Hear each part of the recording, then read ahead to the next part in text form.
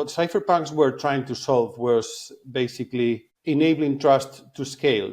And I think that probably Satoshi made a lot of work, the ability to exchange with money, but without proper stability, I changed my mind, and I now think that it will be hard to be used as a general means of exchange.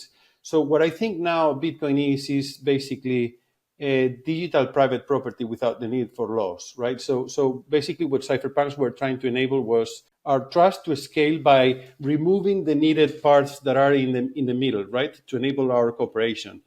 What is needed in our cooperation is institutions, rules and protocols that are in the middle between you and I, for example, if we don't know each other, if you and I are strangers, in order to cooperate.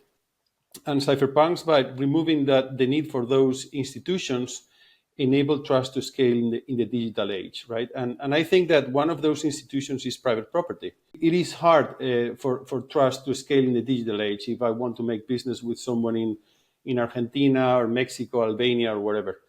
And I follow more the Szabo, what I call the Nick Szabo School of Economics, rather than the School of Economics of many other Bitcoiners out there. This has changed my whole Bitcoin worldview. It is good to own an insurance. If you look at the Shelling Out article from Nick Szabo, which is probably one of the best ones from him, you realize that what people used to use, where our ancestors used as self-custodied wealth, they used this as an insurance mostly, right? What Bitcoin enables is just that, in case things go crazy, which is also a use case that it's very likely nowadays. If you think about it, internet is changing completely the trust in our institutions, in our existing institutions.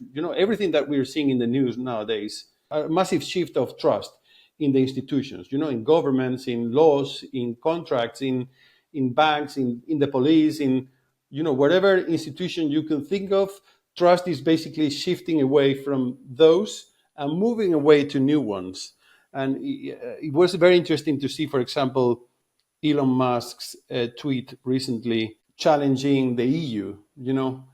I found it fascinating because it's a new institution, which is Twitter, saying, "Hey, you cannot get in here, right? You have to stop. And I'm going to stop you." It's basically a sovereign individual stopping the EU, from getting into, from censoring all our tweets. So, yeah, it's an incredible part of incredible changes we're living, and I think that those that work in Bitcoin and technologies such as Liquid are, on the right side of history, basically.